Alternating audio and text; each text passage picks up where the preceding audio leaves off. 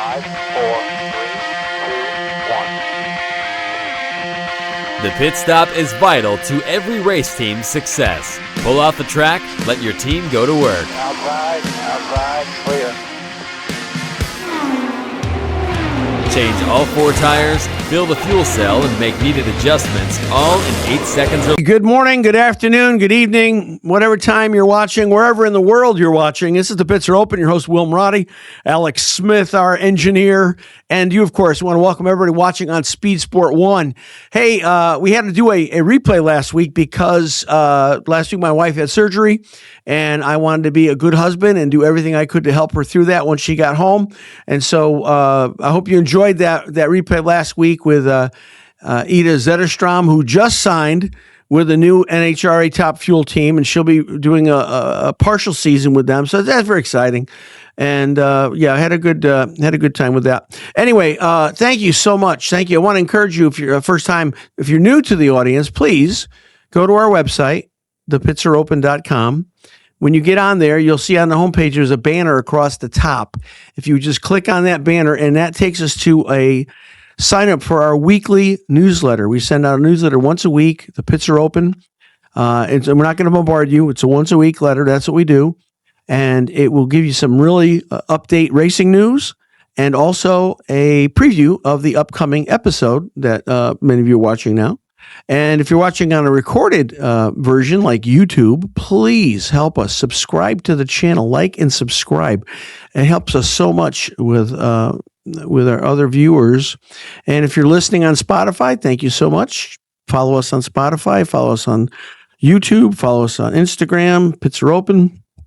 So I really missed you guys last week. It was hard not doing a show, Alex. I felt a little removed from the world without being able to be on. It was certainly very weird, but then, the snow brought me right back to reality. Oh my gosh. I don't know where you live, but we're up here in the Northeast. We got spared apparently. We got 18 inches and still cleaning out, just so much. And now more coming apparently this weekend. So I'm ready to move south. I am not a cold weather person. I never have been. Got a great show for you. We've got a champion, a world champion, IHRA pro mod driver. She goes by the Spicy Meatball joining us. Dina Parise is going to be on.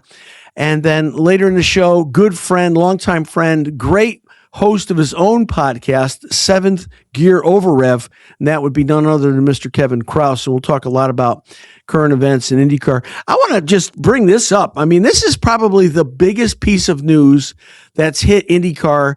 I would say certainly since the Penske organization bought the track in the series, maybe even bigger because of the implication of the decision. But it was announced that, and long waited, it was announced last week that Chevrolet and Honda have re-upped as the engine manufacturer providers for the NTT IndyCar Series. That is a massive, monumental thing happening. I'll tell you why. It is so important because of the fact that if Honda, and I think everybody thought Honda was the one that was going to bail, not Chevrolet, but if Honda had bailed and we were down to one manufacturer, I honestly don't know the damage that would have caused the series. And here's why. It's good to have competition. You've got Chevrolet providing, you've got Honda providing. If you've only got one engine company providing, boy, does that cut down the excitement? Does that cut down fan enthusiasm? Does that cut down urgency? Does that cut down research and development? I mean, there's just so many ways that has a negative impact on the series. And I don't know. I don't know what would have happened, quite honestly. And I've heard others say this as well. The damage it would have caused to the overall health of the series, because you've got this situation where there's a championship, a manufacturer's championship, Honda, Chevrolet, that's gone. You've got rivalry team to team, Honda, Chevrolet, that's gone. You've got probably a lot less research and development because who cares? The one surviving engine manufacturer is going to win anyway. What are they worried about, right? Oh, it just would have been so horrible to have that happen. Now we know we've got some consistency. We're going to have Honda and Chevrolet for the immediate near future. Also coming up in 2028, I believe. And I wonder who was behind this, because most of us realize that Honda was behind the big push on the hybrid system. That was Honda. Chevrolet, yeah, okay, but Honda was pushing it hard. They announced that each of those manufacturers, Honda and Chevrolet, will get a charter. Charter systems came into play last year. IndyCar awarded 25 charters to existing teams. The charter guarantees you a starting spot in the race, except for, unless this changes, the Indianapolis 500. That's an open field. Now there'll be 27 charters. Honda gets one, Chevrolet gets one. And with the track alignments as they've been, we're hearing 27 is tops for how many cars we can start. That effectively wipes out anybody from coming into IndyCar. The pre-existing charters, teams with charters already, one by Honda, one by Chevrolet. And what they'll do is they'll both go to a two-car team. Honda already talking to Meyer Shank. They'll go to a two-car team, and they'll field a third car. Now, we know Meyer Shank's already aligned with Ganassi, so Ganassi's got 3. They'll have 3. That makes Ganassi a 6-car team, which you're trying to stay away from. Who knows where the Chevrolet charter will lie? You know, I'd love to see it go to somebody like Ed Carpenter. I wouldn't mind it going to Foyt, but then basically because Foyt has a technical alignment with Penske, that gets Penske 6 cars. I don't care for that at all. So it's just monumental. It's a gigantic announcement, and I think, again, maybe the largest announcement piece of news we've had since Penske bought the series. I say that because I've mentioned this a number of times. I don't think the George family could have sustained the loss that happened during COVID. First year of COVID, I think I read it cost Penske $100 million to keep the series alive. The first year of COVID. Second year wasn't a whole lot better. I don't know if the George family could have or would have been able to sustain that loss. So, you know, thank God for Roger Penske buying it when he did, because that saved the series. But if you lost the engine competition with Honda dropping out, oh my goodness. And what if Chevrolet at that point said, you know what, we're not staying. Both of them expired this year. It's 2026, right? What if Chevrolet just said, we got enough stuff going on. We don't need this. Then we had no engine manufacturer. Oh my goodness. Can you imagine? It could have fatally damaged the series. That's how important this is. So, you know, congratulations to IndyCar, and I'm sure Roger had a hand in this. Doug Bowles, of course, leading the way on this. Mark Miles for whatever participation Mark might have had in this. Thank you to Honda. Thank you to Chevrolet for your continued trust and support in this way. And I think really it was a series saving move that this happened, and I'm so grateful for these guys and so thankful. I mean, a lot of us will sleep a lot easier after this was announced, right? So good. And then we're going to have 2 factory teams, or at least 2 factory cars. They may not field a team. They may again go to existing teams. Looks pretty certain because of the IMSA relationship. It looks pretty certain Meyer Shank will get the Honda car. Again, I would be thrilled if Ed Carpenter Racing got the Chevrolet car, but we'll see. We'll see what happens there. I'm just happy. Now, here's the negative. Here's the negative. We're going to take a break in a second, aren't we? All right. I'm going to come back with the negative in just a second. There's a huge loser here, in my opinion. But let's take a break. We will be right back. Don't go away. Pits are open. Latest edition. We're coming to you on Speed Sport 1. Don't go away. This segment is brought to you by Speed Sport and Speed Sport 1. Racing doesn't stop, and neither does Speed Sport. From breaking news to in-depth coverage of major events across the country, they keep fans locked into motorsports all year long. From IndyCar, NASCAR, dirt track, and drag racing, if it's happening, Speed Sport is covering it. Don't miss a lap. Visit speedsport.com, tune in to Speed Sport 1, or check out speedsport1.com, your home for everything racing. So welcome back to the Pits Are Open. I think there's in this IndyCar announcement with Honda, Chevrolet, and because of the 2 charters, I think there's a huge loser here. And I think the loser is PREMA. PREMA's been very fluid since last year. Rumors circulating wildly. They are going to come back. They aren't going to come back. They come back maybe with one team. I think David Land has reported recently that they're a buyer, potential buyer and a pitcher, but only enough to bring them back for a one-car effort. We heard it was potentially sold, not sold. PREMA's the real loser here, I think, because unless I'm not understanding this correctly, with 27 charters and 27 guaranteed spots on everything but the Indy 500, there's no room left in the inn. And where does PREMA go? How does PREMA get in there? Unless PREMA was going to end up being, could this work out? Could PREMA end up being one of the factory Chevrolet teams? I suppose that could happen with one car. And maybe that's the plan. But if that's not the case, if PREMA is not the factory Chevrolet team, their value just dropped tremendously. Whatever they thought they were going to sell it for, now they're just selling the parts, cars, chassis, pieces, because you're not going to have a working team.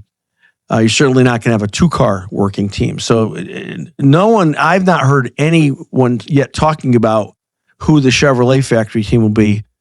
Maybe it's PREMA. Maybe that's why they haven't announced it yet. Maybe that's the saving grace for PREMA is they get a one-car team moving forward. If not, I don't. There's no PREMA in the picture except Indy only, and I don't think they have the stomach for that. So they could have been the big losers here. We don't know. We'll find out. And I wish no ill toward them. I mean, hey, I love independent teams. I'd love to be the independent team. So I feel badly for them. All right, we got a great guest coming up right now. A champion, a world champion, 2015 IHRA Pro Mod world champion. She goes by the nickname the Spicy Meatball. I love it. Really, really a lot of fun. And we met back in December at PRI. So I want to welcome for the first time on the regular show, Dina Parise. Hey, how are you, Spicy Meatball? Thank you for having me on. How did you get the Spicy Meatball moniker? Where did that come from? It was a total fluke. Really? Yeah. Yeah. So I was watching racing online. Yeah. And there was we call it like the chat bleachers. Yeah. And I think it was on YouTube. So it was my actual name. And there was a troll in there, and then they were going at people's accounts. So I just changed my name to Spicy Meatball, like just off the top of my head as a yeah. And it stuck. And everyone just started calling me that, and that was kind of all right. So this will really uncover my age. Wasn't there a commercial? Do you remember about the Spicy Meatball? It's a Spicy Meatball. I think it was an Alka-Seltzer commercial. It was. I think you're right. I think you're right. Alka-Seltzer. Yeah. Well, you're not old enough to remember that. I am. So I really enjoyed you coming on the show at PRI. It's the first time we met. It was a wonderful interview. Delightful to have you on the show. So I thought about you, but really, I'll tell you what spurred my mind was the Olympics. Yeah. Because I mean, you can so relate to this. If you don't know, before she got into drag racing, Dina was a professional figure skating and did it for Ice Capades or yeah. So how juiced up were you? Not that there's spaghetti reference in there. How spicy? How excited were you when? The Olympics were on in figure skating. Did you watch it, or were you totally enamored by it? Well, so I'm lucky. I was home during the day, so I was able to watch the live broadcast. Yes, rather than the crappy chop up one that they give you on NBC at night, which was horrible. Right. Yeah, and so I got to watch all of the skaters, and it was like coffee, and I'd be doing things in between and watching the skaters, and it's so exciting. I mean, I never made it to that level. I made it to the professional level, but never to the Olympics, which I would love to have done. And it was just you kind of root for all of them, really, just because you're like, wow, you got there, you're on this big stage. But it was great to watch. It was great to watch Alyssa Liu win, and Chalk and Bates. Do I think they deserve gold? Kind of. It was really close. It was really close, and it can be a little bit of a political sport. So there's always. because it's you're using your opinion. It's Right. Well, you're being judged. It's not a matter how many goals you score, how many points you score, how many balls you hit in. For 10. So whenever it's like diving, right? Same thing. There's judges depending, on the judge whether or not they score your dive properly or whatever. But I'm just excited anytime I see like an American win a gold medal. I'm out of my mind over it. Like the hockey, I went crazy that the women and the men both won gold. Back and forth between the women and the skating because they were on at the same time. I was so upset. I was like, why are they on at the same time? And then the men's game was both of those games were insane. Yeah. It was really wonderful. I feel like it's not. It's no longer gold, silver, bronze, right? It's gold. It's gold, right? Nobody cares about anything else. And I'm like, people are like, oh yeah, like Canada lost the gold. I'm like, they won the silver. Yeah. Do you know what I mean? You didn't right. gold, you won a silver. I don't know why people don't see it that way. Because it's just the nature. Somebody said it. Second place is first place loser. It's just the way it is. But I feel like at that level, absolutely not. But you said, oh, I never made it to that level. But to be a professional ice skater is a pretty high deal. Gosh. It is. It's just a little bit different performance wise. Yeah. Do you know what I mean? And I think that's too why if anyone who follows my social media and sees me torturing my husband for like a living knows that's where that comes from, is because I have that entertainment background. Right. And he's finally succumbed to my wanting him to be on camera because to be. Well, not everybody relishes that, not everybody's made for camera. Right? I have a radio face, so that's what my mother told me. But everybody, I don't think he has a face for radio. I think he's good. But it's funny because I finally got him on camera and it's working pretty So well. when you were you started skating when you were young, I'm assuming? Yeah, I was so in the beginning, I think I was like, I have a picture. I was like 4 years old and my parents, they hosed the side yard and it got ice and I was ice skating in the side yard. And then I think I started taking lessons at like 7 or 8. Wow. So when you were going through the ranks and competing and everything, was Olympics, was that as a kid, was that your goal? You're going to be in Olympics? And when did that shift to when did you realize the Olympics probably wasn't in the picture and you were very happy to be a professional ice skater? At a certain point, that's not really what you're going to get to, but I skated for the love of the sport. I did compete, and I honestly don't think I was that great of a competitor. Really? Yeah, okay. I liked it, but I was so worried about my jumps and spins that I forgot the performance part. So once I got into the show thing, it was more the performance part. So I think that's why I enjoyed that so much. So well, again, took the pressure off if you're worrying about scoring on your triple loop, double reverse. Yeah, exactly, exactly. Well, but again, I figured you were really caught up in it because I was. Well, you're certainly a very avid competitor in drag racing. That got your competitive juices flowing. Spicy Meatball. So talk to us about how'd you get into drag racing and what led up to your 2015 World Championship? So and it's funny because I am a really competitive person. I enjoy competing. Sometimes in the skating, it was a whole different thing, but I love racing and competing. My favorite was competing against my husband, but that was the most fun. Yeah. I have built a 67 Camaro. Oh, yeah. Oh, and 67s are in my heart. I had the vinyl top and everything. It was beautiful. Yeah. And he decided to run it at Maple Grove for Super Chevy. And that was the first time I had ever been to a drag race. Really? Wow. I fell in love with it. I was in my 30s, like my early 30s. Yeah. Wow. I had been to, like truck races and I've been an AJ Foyt fan for as long as I can remember. When I met him, I thought I was going to fall over. Go Tex. So I had seen other parts of motorsports, but I had never been to a drag race. So wow, that's incredible. All right, I want to ask you to just hang on for a second. We're going to take a break. And I want to hear more about 2015. And then I want to hear about the comeback, which is going to be pretty exciting too. So stay with us. Pits are open. We'll be right back. This next segment is brought to you by America's Christian Credit Union. If you're looking for a smart way to grow your savings without compromising your values, then pay attention. Right now, America's Christian Credit Union is offering a 12-month certificate at 4.5%. That's one of the highest rates in the nation, and it's available for a limited time to new members. You can start with as little as $1,000, or you can invest up to $1 million. It works like a CD, but it's with purpose behind it. Lock it in before the rate drops. Visit americaschristiancu.com/pits to get started. Tell me about that. Tell me about the 2015 year. I mean, you started liking it in your early 30s. What was the impetus to get you to actually start competing in drag racing?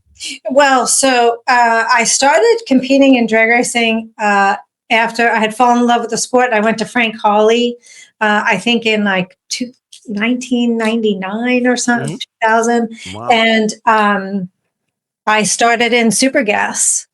And Frank Hawley, by the way, anyone who wants to try drag racing, that's definitely the place to go. His classes are amazing. And so I started in Super Gas. I ran Super Gas for a couple of years and then moved up to PREMA. So help us understand. I mean, I like drag racing. I'm not a drag racing fan per se, although I did have a '67 Camaro with a 4-speed shifter hearse. So I know what a funny car is. I know what a pro stock car is. I know what a top fuel car is.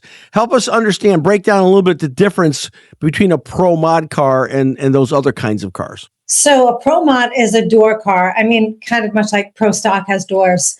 So years ago, they started out door cars, more recognizable as a quote unquote vehicle, even though it's carbon fiber. And, way back when in the early IHRA days, people like Carl Spearing and, Scotty Cannon and just so many that, kind of started this out in the beginning. So it's definitely more recognizable to the eye for the car itself, and just a lot of power behind it. And in the past, you've had a really, really cool car, right? Were you running that same body? I don't want to say what it was, let you say it was. What were you running in 2015? What was your car? 2015 was the car that I currently own. We still have it. That's Stella. She's the 2014. Yeah, that was my grandma's name. Okay. She was a spicy redhead. So. So Stella is like a 2014 CTSV built by Rob Mathias. He did amazing. Yeah. It's an amazing piece. But prior to that, I drove a 63 Corvette, and my husband had 53. So I went from Corvette to Cadillac, keeping it in the General Motors family. That's good. I do like that 63 body though a lot. Yeah. I imagine that. What are we talking about for an engine in Stella? So 526 Hemi. It's supercharged. Darren Mayer, thank you, Darren, DMPE, and it's a Bruno with a Lenko 3-speed. I actually do still shift. I choose not to use an auto shifter. Good. It's just preference. I like to have something to do. I'm very kind of ADHD. I'm like that too. And I also leave off a clutch pedal. So my trans brake is a clutch pedal. Okay. Reason being was when Roger Burgess first brought Pro Mod back to NHRA in like 2009, I want to say. The rule was that because we were kind of teetering between the pro side and the sportsman side, it was kind of that little limbo, Yeah. Mm-hmm. And so the rule was if you wanted to run a converter, because mostly everybody ran clutches, if you wanted to run a converter, you had to leave off a clutch pedal. So that was the rule. So I started leaving off a clutch pedal then, and I just never changed it. I enjoy it. It's a lot of fun. Yeah. But it's still a converter. So how long after you won the championship, the IHRA championship in 2015, how long did you continue to compete, or is that it? You hung your helmet up at 2015? No, so we competed a little, somewhat after that, up until about 2017-ish. Oh, okay. 17, 18. Okay. And we didn't do as many races. We weren't in like points chases or anything like that. Life happens sometimes. So, and so now we're making our way back. It's taken a lot of work to get here. My husband, don't tell him I told you, is he's unbelievable. I mean, he's done so much of it himself, even given his health problems that he's had within the last couple of years.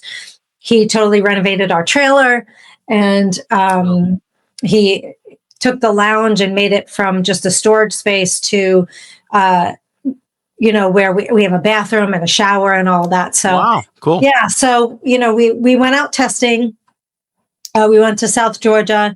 We did discover that there were some changes that we needed to make. There are some things that you think in the shop, you're like, yeah, this is great. Then you get on the track and you're like, oh crap, that's not good. Not so much. So, and we don't have everything at our fingertips. Right. It's him and I, and then we'll have someone that comes in, usually like Dave Jordan or a friend Bill Rice that will come in and help us.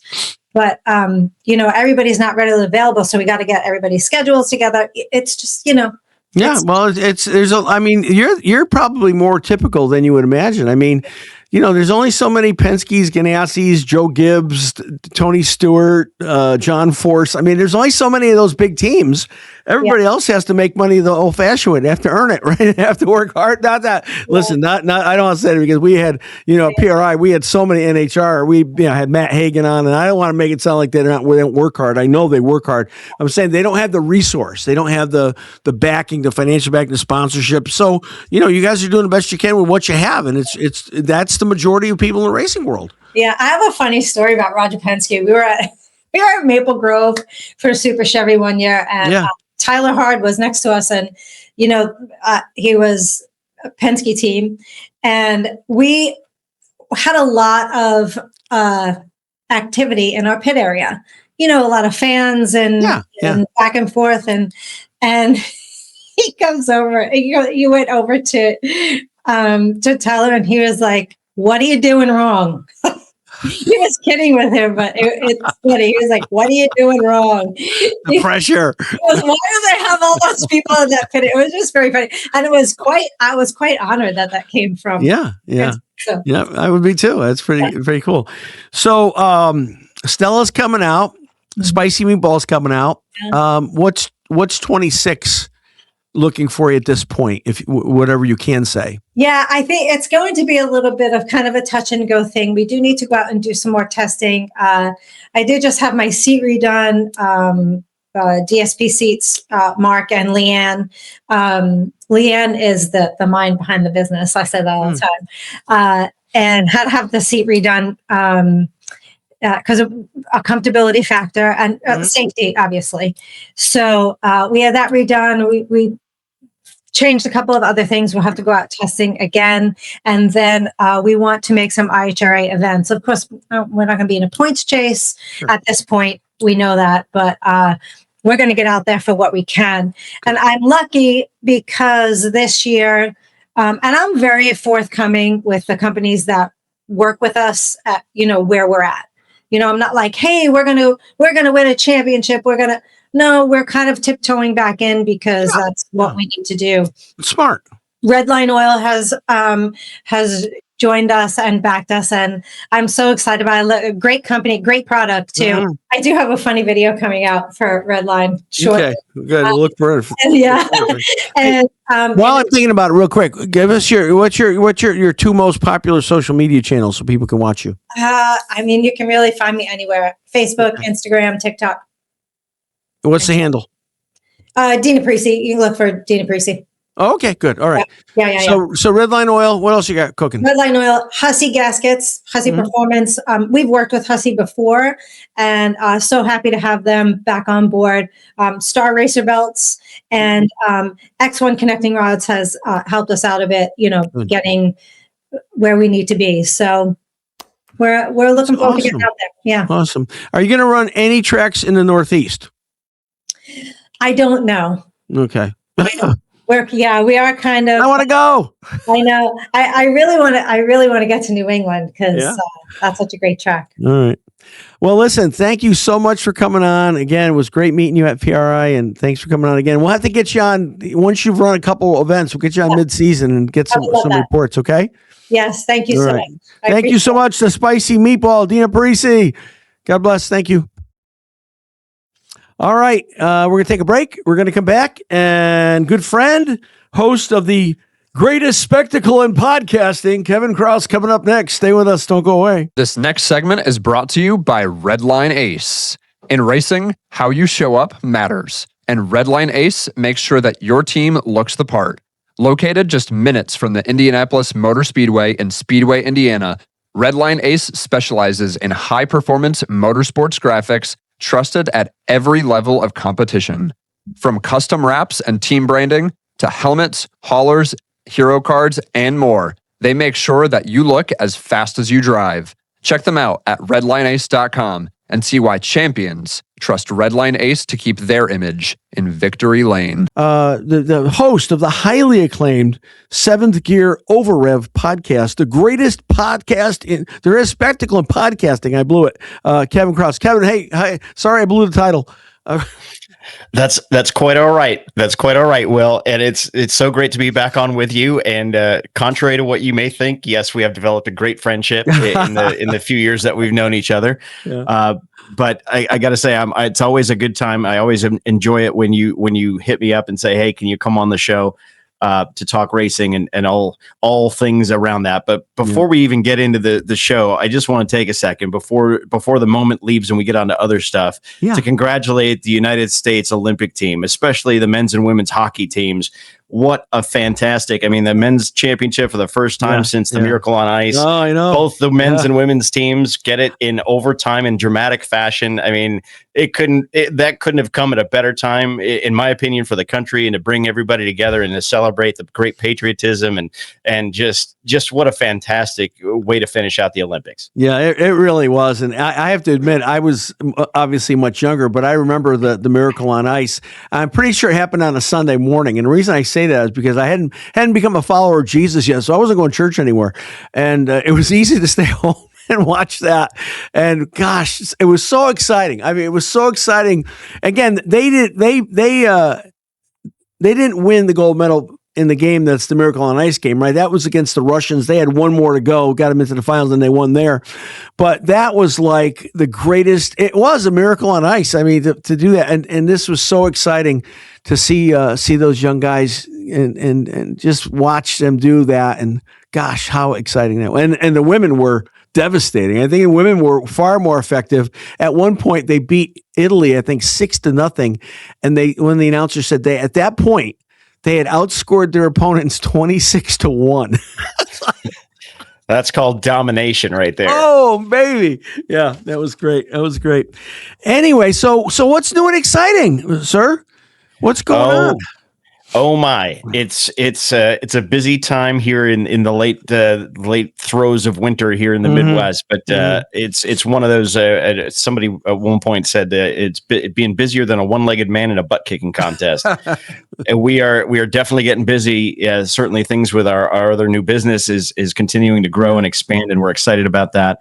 The podcast is it's really getting some legs under it now. We're fortunate enough to say that we're heard in 117 countries around the world. We've got over 11,000 downloads.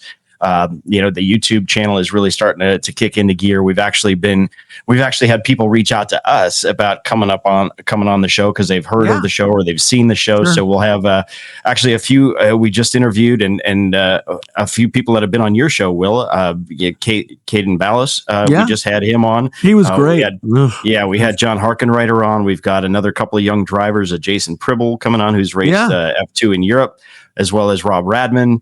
And we've probably got right now we're probably sitting on about 3 or 4 shows in the can. We just uploaded this week's show will drop tomorrow with our show sponsor. We're calling it a word from our sponsor, so to speak. But we've got a great episode coming up. I was actually 2 episodes that I'm really excited about. We were hoping being that this is the lead into the opener for the IndyCar Series in St. Pete this weekend, I had the opportunity to attend the IndyCar Content Days here in Indianapolis last month, and got some good sound bites from that. We're just kind of struggling with a little bit of the editing on that to make that work. Otherwise, that would have been this week's episode. But then we also had, or I had the great opportunity to speak with a gentleman that is just, I didn't really know about this gentleman until a mutual friend of ours introduced us. But this guy, I'm calling the episode either the Midas Touch or the Kingmaker, because this guy, everything he touched turned to gold in the early 70s.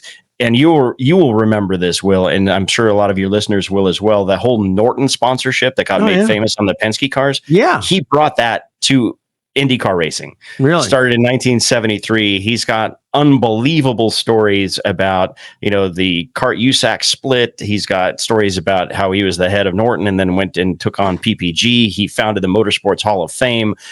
He's 82 years old now. But it's one of those, he's one of those virtuoso pianists that, as they get older, it's harder for them to get around. But the minute you start talking, he remembers everything like it was yesterday. And we must have talked for about an hour and a half. It was just unbelievable. And I can't wait for our Seventh Gear Overhead fans and your fans to be able to hear it. It was one of those where, at his age, he wasn't so technologically savvy. So we did it over the phone, but we've got a lot of great photos and things that we can intersperse with that. But now we're really moving ahead on our plans for Indy 500 broadcast stuff. My producer out on the West Coast came up with some fantastic ideas. We're actually working through some scripts right now. We're going to do some short videos where I'm going to have to try to summon my inner Tom Carnegie for a nice deeper voice and he's on it kind of a thing to, with some historical video from the Speedway from all the way back in the early days of the early 1900s. We're also wanting to do a special, and this is kind of exclusive to your listeners because this just came about yesterday, and I said, let's do it. We want to do a series, not just be able to do some live stuff during the month of May at the Speedway, but we want to do a special feature on the history of Gasoline Alley. Wow. Hopefully we can get to stage this and film it all in Gasoline Alley. We're reaching out to some of the folks that we think might be able to help make that happen, but kind of a 3-seat sort of thing where we've got a few guests in there, and maybe we do it right from Gasoline Alley, and we talk about the history and some of the things that have happened in there and some of the stories that people have never heard about. So it's just one of those things when we talked about it, and yes, everybody knows about Gasoline Alley, but they don't really know kind of a lot of the stories that have happened in Gasoline Alley, and we're hoping to tap into some of that for this year's season. That's going to be incredible. I can't wait. All right, listen, we're going to take a break. Don't go away. Kevin's going to stay with us. We've got some more to talk about, a lot more to talk about, and then we'll be back, and hopefully you'll be still with us. This next segment is brought to you by Schaefer Manufacturing. Schaefer Oil, a leader in oils and lubricants since 1839. When performance matters and equipment is pushed hard, Schaefer delivers. It's protection you can rely on, even under the toughest operating conditions. Their advanced lubrication technology reduces friction, runs cleaner, lasts longer, and it helps you cut down on breakdowns and costly downtime. That's why Schaefer is trusted in trucking, farming, and racing. It's not average, it's excellent. It's Schaefer. Learn more at SchaeferOil.com. How many countries you guys in? 100 what? 117 countries. I can't believe it. Well, Alex, that's encouraging. Only 107 more for us. That's pretty good. that's pretty good. Yeah. Well, we'll get there. You mentioned the guest that you'll have on, and I think of some real legends here. I think of we just lost Mr. Barber from the famed Barber Motorsports Park and the Barber Museum, which is one of the greatest motor racing museum I've ever been to. I think about that, and so many of the folks in history that I remember as a kid, but you're starting to fade. Andy Granatelli, the greatest marketer I think in the history of motorsports. I think that's going to be a fabulous show that you do, Kevin, because I love the history. I love hearing about it. I love hearing about the old timers that, well, weren't old timers at the time, but the old timers we think of now, particularly with Gasoline Alley, the evolution of Gasoline Alley, and all that's happened there. I think you're on something really good there. Well, I appreciate that, and as I like to say, and I'm sorry, I'm kind of stumbling here a little bit. I'm trying to find the right words, but I feel like you and I are very similar in that, we're fortunate to have this platform to be stewards of this great history that we love in motorsport, and particularly the Indianapolis Motor Speedway and the 500, and trying to get to some of those folks that are well known. Unfortunately, many of them have passed, like the Andy Granatellis and the Tom Carnegies. Yeah. But there's like a gentleman, Jim McGee, legendary crew chief mechanic. I was looking to try to get him on the show as well, but unfortunately, it seems like his health is not that great these days. So I would like to be able to get more of these folks that have seen more than you and I probably have forgotten before they're gone, and those stories are forgotten. So we can tell some of those things. We've even got fortunately, we'll be doing another show as well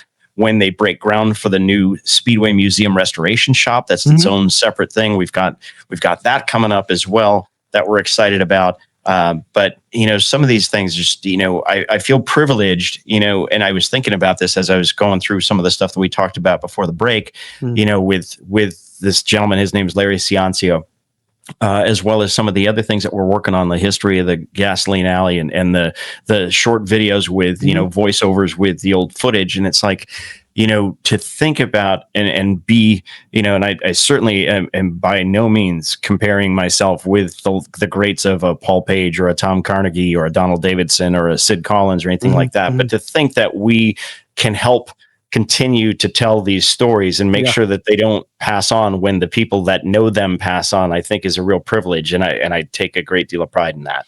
It's so funny. I just thought about this gentleman. A lot of people won't be familiar with the name, but a lot of people will be familiar with what he did. His name was Barry Smythe. And Barry, back in the early 70s, was completely in charge of the Gulf marketing budget. And so Gulf McLaren, Gulf everywhere at the time. And Barry had such a rich knowledge of it, but at the end he started, losing it in terms of cognitive ability. But it was funny. I'll never forget. About 2 years ago, maybe 3 years ago, I was with Barry, and because of a friend having to go somewhere, I took Barry over to the museum. And we spent about 45 minutes, 50 minutes together in the museum. And it was like he'd walk by a car and it's just like something opened up inside of him. And he'd just start talking about all the history. And like it just happened yesterday. The recall, he would forget what he had for breakfast 14 minutes before that. But the recall that he had to pull all that stuff in, it was just, we just lost him last year. Just an amazing people. And that's, and I feel bad we're losing a lot of those folks, they're just, well, they're running out of gas, so to speak. So it'll be wonderful for you to do that program. Well, thank you. And we also have the opportunity, and this should be happening in not the too distant future, but I'm sure you've heard of the Ray Skillman Automotive Museum here in Indy. I've been there. I know Ray. Sure. We are going to do a show from the museum with Ray. And perhaps a couple of other guests. Again, you've been there, you've seen it, the history that he's got in that building, and I can't wait to be able to actually do a show from there and get some of those stories from some of those cars or the people that were associated with the cars to be able to continue to put that forward for those that are coming next. Well, Ray has Mario's rookie car in the collection, and so at PRI. It was so fun, right? Mario was the guest. Ralph Shaheen is interviewing him, and they had that car. So just knowing that it came from Ray Skillman's collection, like the connection there for, that's a cool car. I've seen it before. I've almost touched it. I was standing right next to it, So it's pretty cool. Absolutely. So tell me what's going on. What's going on with driving stuff? What are your driving adventures coming up in 2026? Well, due to some changes within some of the programs, because your listeners or your viewers may know that I teach and instruct for the AMG Mercedes driving experience here throughout the U.S. That season will begin mid-May, fortunately or unfortunately, but it won't impact the 500. It may conflict with the road course race there, but then I also teach for the Porsche folks down in Birmingham. Speaking of George Barber, I had the pleasure of meeting him a handful of occasions while I was down there teaching. But then also the Lexus program, because of what they're trying to do with their homologation for their new GT3 car for IMSA, it looks like they may take an off year this year from their driving program because they're working through that, with budgets and the new race car, because they want to incorporate more of a driving academy type of thing into their programs than they've had before. So fortunately, that gives me a little bit of a window here to continue to grow and pursue things for the show, as well as our other business, Krause Meats. So we're just, you can either panic that you don't have all this stuff going on, or you can realize you got an opportunity to really maximize the time for some other things. Sure. Hey, in the last few minutes we've got here, I want to get your take. I did a kind of an opening monologue. How big of a deal do you think it is that both Chevrolet and Honda have agreed now to continue as the OEM engine manufacturers for IndyCar? I think that is humongous. I did actually a couple of short videos on that when that news broke, and I know Honda had been rumored for the last couple of years to not be super happy about things, and then they had the officiating thing, which is now it's a whole nother story. Chevy was like, okay, we're sort of there, but how are we going to supply an entire field of cars? I think what Honda and Chevrolet are seeing, especially now with the growth and the gains that have been made on the broadcast side of things with Fox, some rule stability, they're making the moves in the right direction with this new independent officiating board. I think that made sense for Honda to renew, despite the cost stuff and trying to relate that to their street cars and so forth. But I think it's fantastic for the sport and the series as a whole.